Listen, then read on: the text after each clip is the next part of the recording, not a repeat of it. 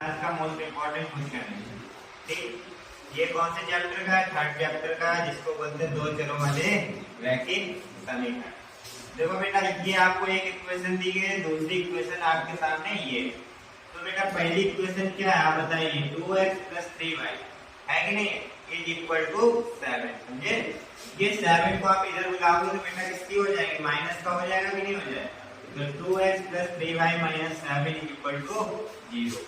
ठीक, इसकी कंपेयर किससे करते हैं बेटा? ax + by + c is equal to 0 से क्या करते हैं? कंपेयर करते हैं, यानी कि तुलना करते हैं। हिंदी में क्या बोलते हैं? तुलना। अब समीकरण कौन सा बेटा? फर्स्ट वाला, इक्वेशन फर्स्ट वाली, इसलिए इनके सब में क्या लगा देंगे? 1 1 लगा देंगे। x से x कैंसिल हो जाएगा तो a1x इज इक्वल टू क्या था? 2x था। x से x कैंसिल हो गया तो a1 की वैल्यू क्या आ गई बेटा? 2।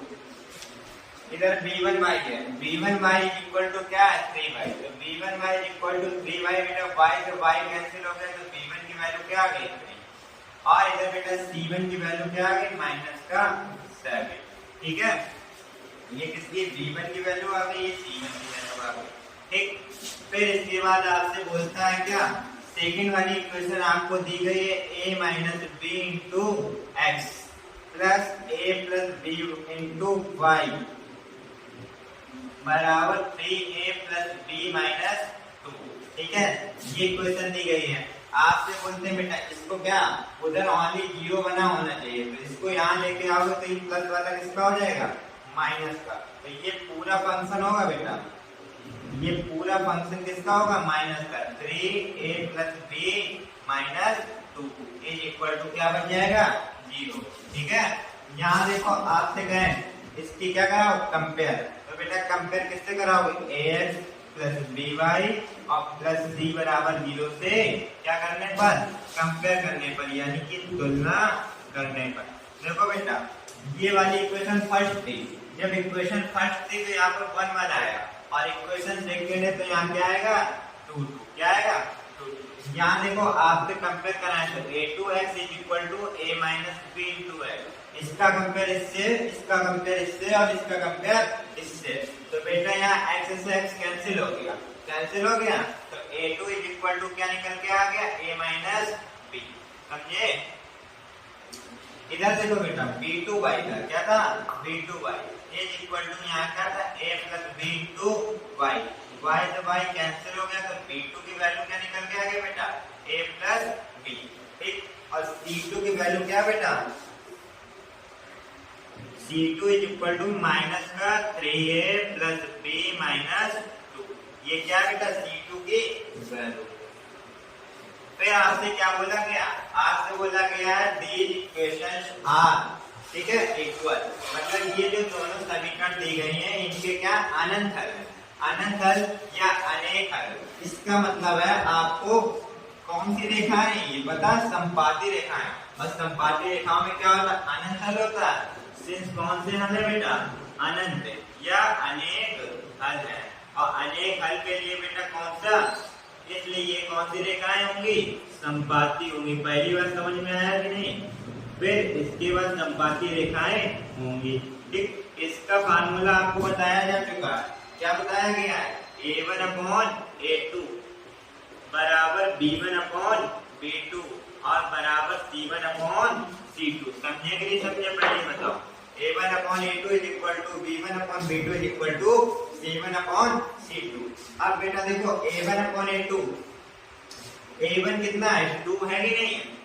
और a2 कितना है? a - b बराबर b1 कितना बेटा? b1 3 है, और b2 क्या बेटा? a + b बराबर c1 कितना बेटा? c1 माइनस का 7 और तथा दूसरे से क्या लोगे? पहले तथा दूसरे से।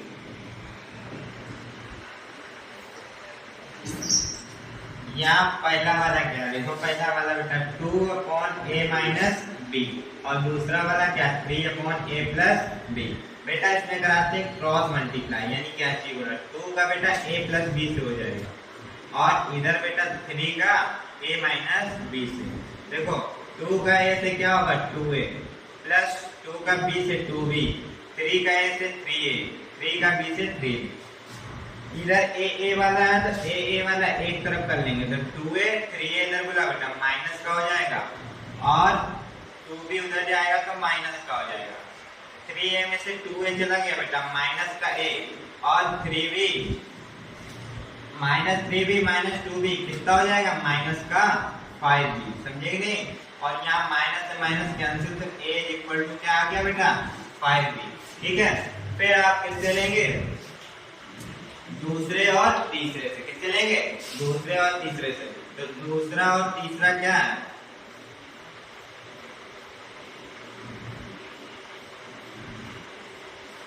दूसरा बेटा क्या 3/a प्लस b और तीसरा क्या है 7/3a प्लस b माइनस 2।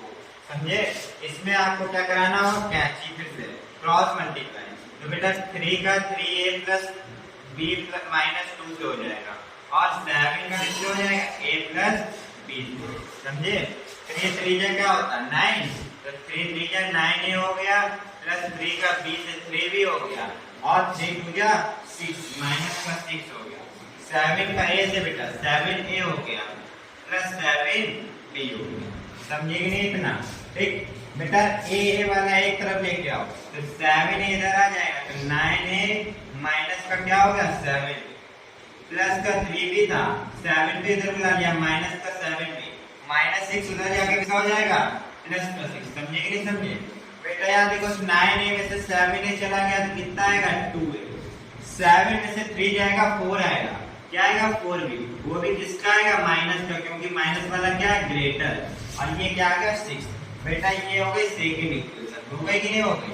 और ये थी बेटा फर्स्ट इक्वेशन। अब आप क्या बोलेंगे समीकरण 1 से a का मान रखने पर। किस पर? समीकरण 1 से a का मान रखने पर। इंग्लिश में क्या बोलते हैं put the value of a in equation number second from equation first. तो बेटा समीकरण 1 से रखो तो a इक्वल टू क्या 5b है कि नहीं है? Since a equal to 5b तो आप 2a की जगह पर क्या रख देंगे 5b माइनस का 4b इक्वल टू 6। 2 5 क्या कितना होता है 10b तो बेटा 10b हो जाएगा माइनस का 4b इक्वल टू 6। 10b से 4b चला गया तो बेटा यहाँ क्या आएगा 6b इक्वल टू 6। 6 से 6 कैंसिल हो जाएगा तो b की वैल्यू कितनी निकल के आ गई बेटा 1। ठीक, अब आ जाएंगे फ्रॉम इक्वेशन नंबर फर्स्ट यानी समीकरण किससे आ जाएंगे 1 से आ जाएंगे। समीकरण 1 क्या दिया गया बेटा a इक्वल टू 5b दिया गया कि नहीं दिया गया? तो b की वैल्यू पुट कर दोगे तो 5 into 1 तो a इक्वल टू क्या आ जाएगा 5 और ये क्या हो जाएगा इस क्वेश्चन का आंसर।